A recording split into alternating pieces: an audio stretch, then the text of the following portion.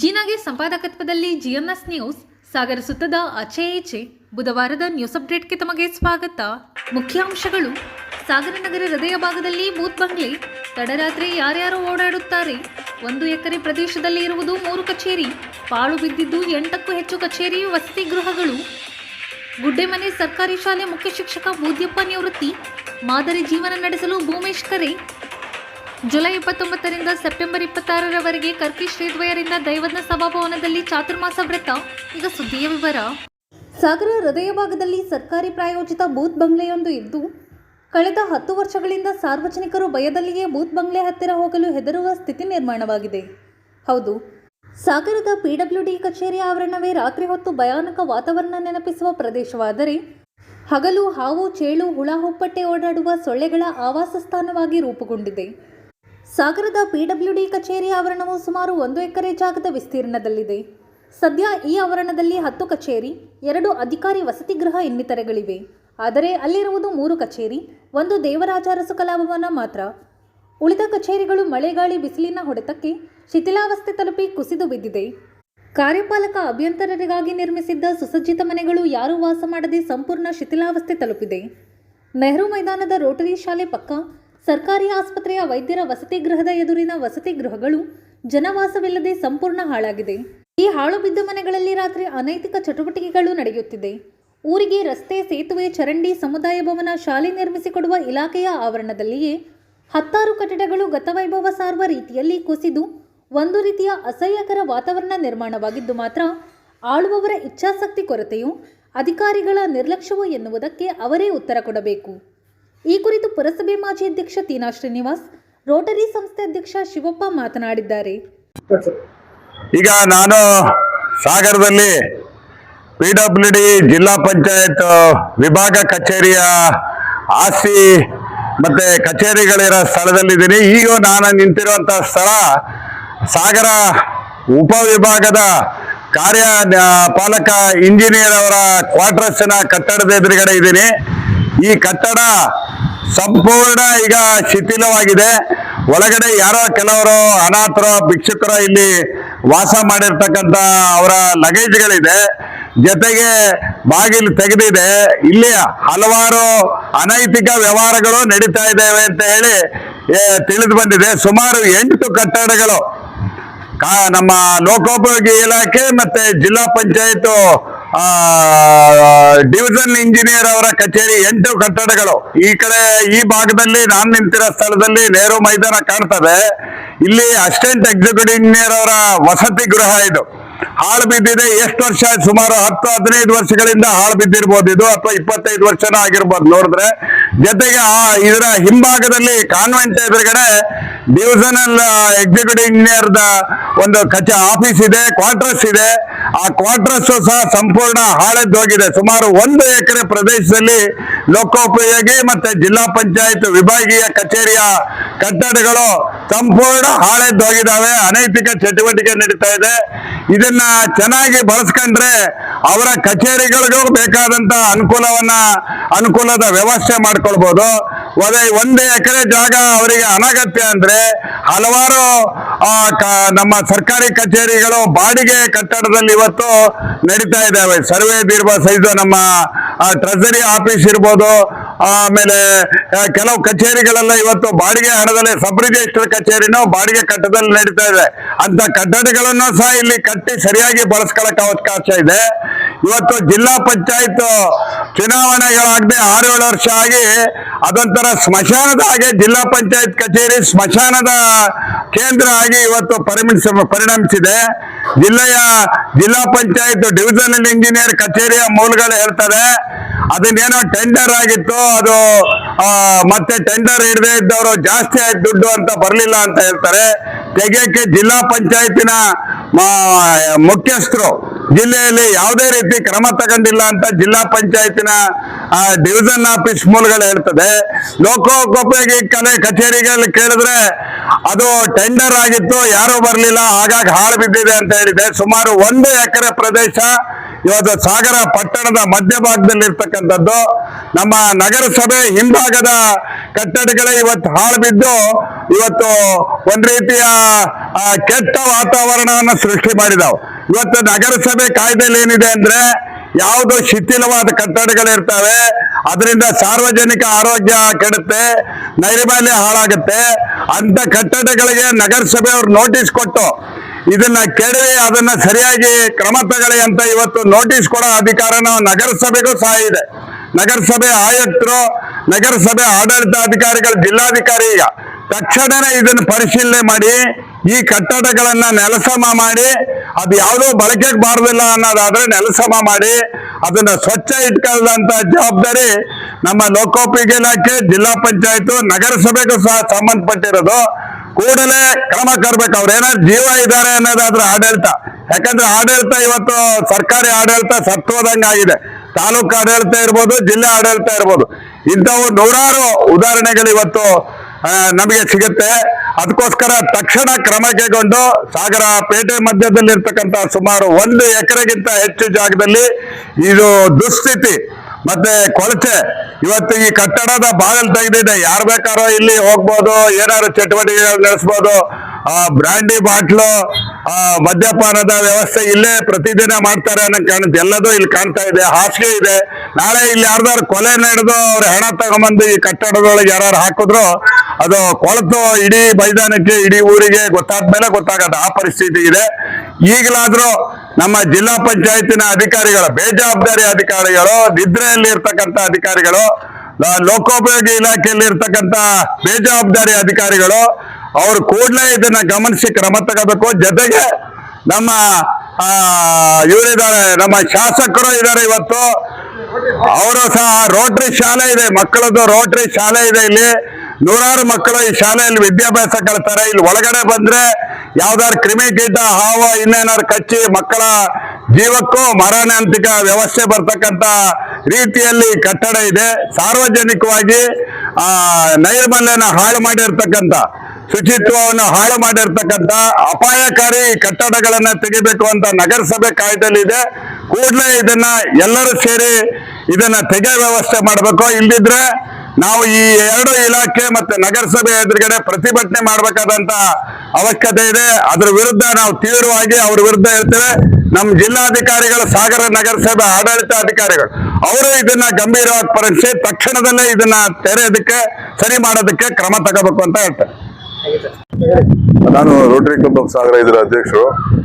ಇಲ್ಲಿ ನಮ್ಮ Rotary school ಮತ್ತೆ ರೋಟರಿ ಕ್ಲಬ್ ಮತ್ತೆ ರೋಟರಿ ಎಜುಕೇಶನ್ ಸೊಸೈಟಿ ಇದು ನಡೀತಾ ಇದೆ ಪಕ್ಕದಲ್ಲಿ. ಇಲ್ಲಿ ರಾತ್ರಿ ಎಲ್ಲ ಜನರು ಓಡಾಡ್ತಾ ಇರ್ತಾರೆ. ಇಲ್ಲಿ ಅನೈತಿಕ ಚಟುವಟಿಕೆಗಳು ನಡೆಯುವ ಬಗ್ಗೆ ನಮಗೆ ಅನುಮಾನ ಬಂದು ನಾವು ಕಾರ್ಯಕ್ರಮ ಮುಗಿಸಿ ರಾತ್ರಿ 10 ಗಂಟೆ 11 ಗಂಟೆ ಹೋಗುವಾಗಲೂ ಇಲ್ಲಿ ಜನರ ಓಡಾಟವನ್ನು ಗಮನಿಸಿದ್ದೀವಿ. ಹಿಂದಿನ ಸಾರಿ ನಮ್ಮ ಶಾಸಕರಾದಂಥ ಗೋಪಾಲಕೃಷ್ಣ ಬೇಳೂರವರು ನಮ್ಮ ರೋಟರಿ ಕ್ಲಬ್ನ ಕಾರ್ಯಕ್ರಮಕ್ಕೆ ಬಂದಾಗ ಈ ಒಂದು ಬಿಲ್ಡಿಂಗಿನ ಈ ಒಂದು ಜಾಗವನ್ನ ನಮಗೆ ಕೊಡಬೇಕು ಅಂತ ಕೇಳ್ಕೊಂಡಿದ್ವಿ. ನಾವು ರೋಟರಿ ರೆಡ್ ಕ್ರಾಸ್ ರಕ್ತ ನಿಧಿ ಅಂತ ಒಂದು ಕೇಂದ್ರವನ್ನ ಸಾಗರದ ಗೌರ್ಮೆಂಟ್ ಹಾಸ್ಪಿಟಲಿನ ಹೊರ ಇದರಲ್ಲಿ ಕಟ್ಟಡದಲ್ಲಿ ನಡೆಸ್ತಾ ಇದ್ದೇವೆ. ಅದಕ್ಕಾಗಿ ನಮಗೆ ಒಂದು ಸ್ವಂತ ಕಟ್ಟಡ ಬೇಕಿತ್ತು. ಸ್ವಂತ ಕಟ್ಟಡಕ್ಕಾಗಿ ಇದನ್ನು ನಾವು ಅವ್ರ ಹತ್ರ ಮನವಿ ಮಾಡಿದ್ವಿ. ಅವರು ಕೊಡ್ತೀವಿ ಅಂತ ಹೇಳಿದ್ದಾರೆ.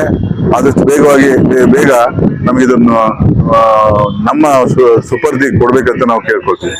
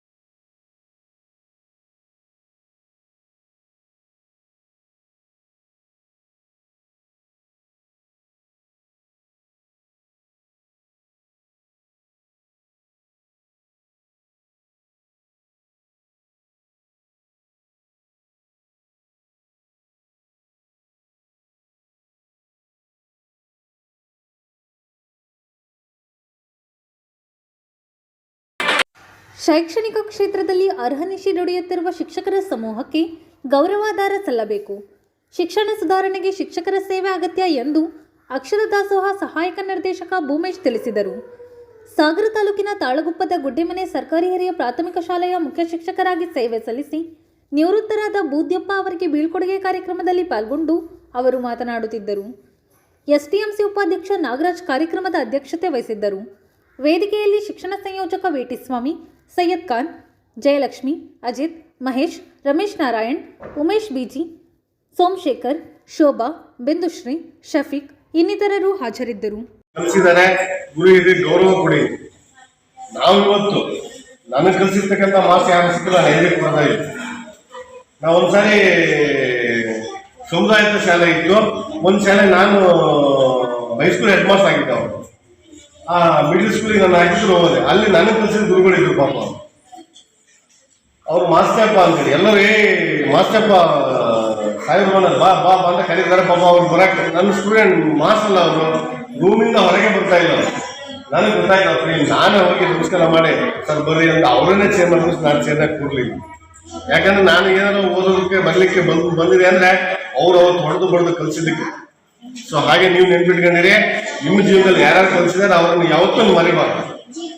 ನಾನು ಇವತ್ತು ನಿಮ್ಮ ಯಾವುದೋ ಒಂದು ಸಾಗರದ ಒಂದು ಕಾನ್ವೆಂಟ್ ಸಾಗರದ ಶ್ರೀ ದೈವಜ್ಞ ಬ್ರಾಹ್ಮಣ ಸಮುದಾಯ ಭವನದಲ್ಲಿ ಜುಲೈ 29ರಿಂದ ಸೆಪ್ಟೆಂಬರ್ 26ರವರೆಗೆ ಶ್ರೀ ಕ್ಷೇತ್ರ ಕರ್ಕಿಮಠದ ಶ್ರೀ ಸಚ್ಚಿದಾನಂದ ಜ್ಞಾನೇಶ್ವರ ಭಾರತಿ ಸ್ವಾಮಿಗಳು ಹಾಗೂ ಶ್ರೀ ಸುಜ್ಞಾನೇಶ್ವರ ಭಾರತಿ ಸ್ವಾಮಿಗಳು ಚಾತುರ್ಮಾಸ ವ್ರತವನ್ನು ಕೈಗೊಳ್ಳಲಿದ್ದು, ಶ್ರೀದ್ವಯರು ಮಂಗಳವಾರ ಪುರಪ್ರವೇಶ ಮಾಡಿದರು. ಮಂಗಳವಾರ ದೈವಜ್ಞ ಬ್ರಾಹ್ಮಣ ಸಮಾಜದ ಶ್ರೀರಾಮ, ಶ್ರೀ ಜ್ಞಾನೇಶ್ವರಿ, ಶ್ರೀ ಮಹಾಗಣಪತಿ ದೇವಸ್ಥಾನಕ್ಕೆ ಶ್ರೀಗಳು ಆಗಮಿಸಿದಾಗ ಸಮಾಜದ ವತಿಯಿಂದ ಅವರನ್ನು ಭವ್ಯವಾಗಿ ಸ್ವಾಗತಿಸಲಾಯಿತು. ಇದೇ ಸಂದರ್ಭದಲ್ಲಿ ದೇವಸ್ಥಾನದಲ್ಲಿ ವಿವಿಧ ಧಾರ್ಮಿಕ ಕಾರ್ಯಕ್ರಮ ನಡೆಯಿತು. ಬುಧವಾರ ಗುರುಪೂರ್ಣಿಮಾ ಅಂಗವಾಗಿ ವ್ಯಾಸಪೂಜೆ, ಪಾದುಕ ಪೂಜೆ ಹಾಗೂ ಶ್ರೀಗಳಿಂದ ಆಶೀರ್ವಚನ ನಡೆಯಿತು. ಜುಲೈ 29ರಿಂದ ಸೆಪ್ಟೆಂಬರ್ 26ರವರೆಗೆ ವಿವಿಧ ಕಾರ್ಯಕ್ರಮಗಳು ನಡೆಯಲಿದ್ದು, ಸೆಪ್ಟೆಂಬರ್ 26ರಂದು ಬೆಳಗ್ಗೆ 8ಕ್ಕೆ ಚಾತುರ್ಮಾಸದ ಸೀಮೋಲ್ಲಂಘನೆ ಕಾರ್ಯಕ್ರಮ ನಡೆಯಲಿದೆ ಎಂದು ಸಮಾಜದ ಗೌರವಾಧ್ಯಕ್ಷ ಮೋಹನ್ ಶೇಟ್ ತಿಳಿಸಿದ್ದಾರೆ. ಈ ಸಂದರ್ಭದಲ್ಲಿ ಅರುಣ್ ಎಂಎಸ್, ಮಂಜುನಾಥ್ ವಿ ವರ್ಣೇಕರ್, ಸೂರ್ಯಕಾಂತ್ ರಾಯ್ಕರ್, ರಾಘವೇಂದ್ರ ಇನ್ನಿತರರು ಹಾಜರಿದ್ದರು.